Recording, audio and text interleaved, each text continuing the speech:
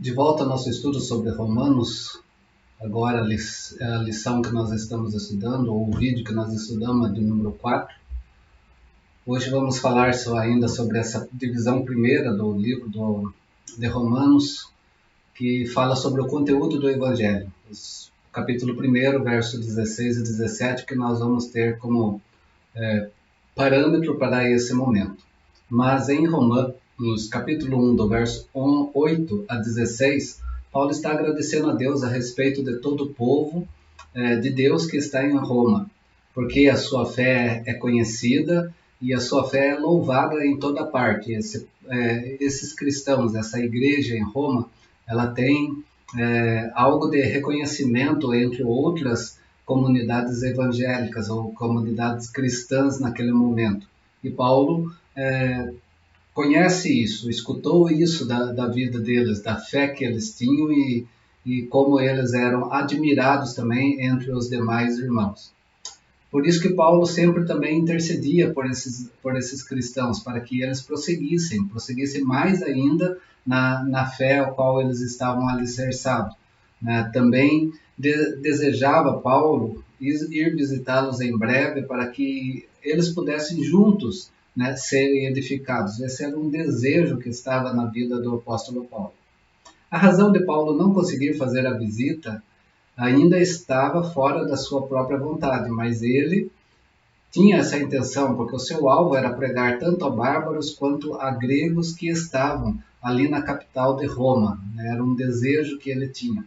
Por isso que Paulo, quando escreve essa carta e escuta da vida desses irmãos, ele diz que ele não tem vergonha das boas notícias que ele tem para dar, Romanos 1,16. Por quê? Porque aquele é o evangelho que é poder de Deus para a salvação, algo que estava acontecendo na vida daquela igreja, daquela comunidade, na vida daquela cidade de Roma. Mesmo que aquele trabalho tenha sido talvez um trabalho feito por leigos, sem os apóstolos presentes naquele momento, mas a fé deles e o proclamar das boas notícias dele, que Paulo fala que esse evangelho é poder de Deus e que salva, que está salvando a vida das pessoas ali naquele momento também.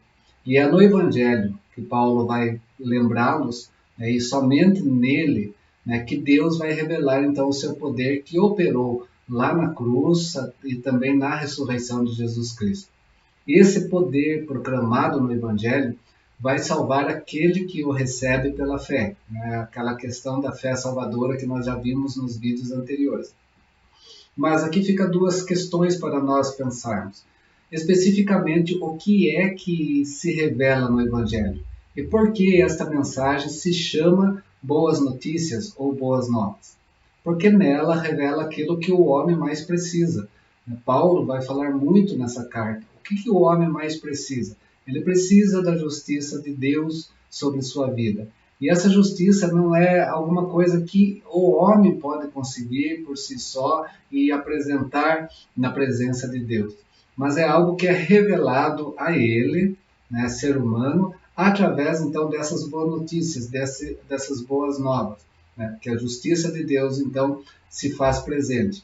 Então a justiça de Deus quer dizer o quê? A justiça que o homem precisa para ficar diante de Deus, para poder estar na presença de Deus.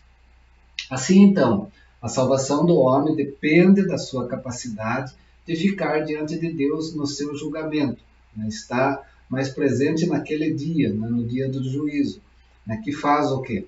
Faz com que ele venha a ser aceito por Deus através dessa justiça.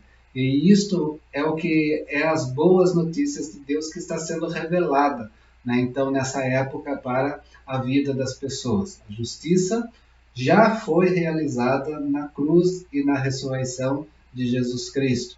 Essa é a boa notícia. E como é que o homem, então, toma posse dessa justiça?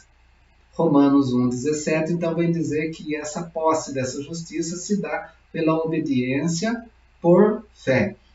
A obediência diante dessa fé salvadora que está presente na vida da pessoa. Esse versículo, Paulo afirma que Deus, então, revela a sua justiça de fé em fé. Logo, a justiça quer dizer a mesma coisa que o Evangelho. Ambos exigem a mesma resposta por parte do homem. E essa realidade já foi proferida no passado, através do profeta Abacuque, que estava sendo revelado que o justo viveria por fé. A única novidade aqui é que a justiça de Deus agora está revelada através do Evangelho.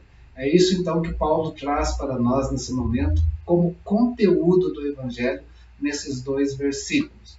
Nós vamos seguir esses dois versículos agora numa segunda divisão do livro de Romanos, né, onde nós vamos ver que nenhuma salvação existe fora desse Evangelho.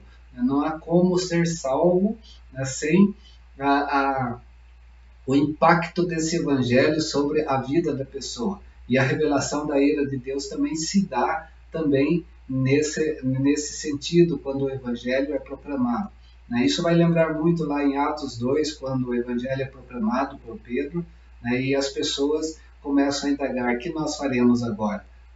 E Pedro fala: arrependei-vos, e sejam batizados, e vocês estão na presença de Deus, através de Cristo Jesus. Se não, a justiça de Deus já está presente também através da sua ira. Capítulo 1, verso 18, até o capítulo 3, verso 20 de Romanos, vem tratar um pouco sobre essa questão, então, da salvação, que não existe ela fora do Evangelho. Nós vamos no próximo vídeo falar um pouco sobre os versículos 18 a 32 do capítulo 1, que é a revelação da ira de Deus. Para entender a salvação, precisamos entender o motivo que está por trás de tudo isso também, nessa história salvífica de Deus para as nossas vidas. Espero você no próximo vídeo, vídeo do número 5, para nós compreendermos melhor essa questão. Até lá, forte abraço, fica na paz.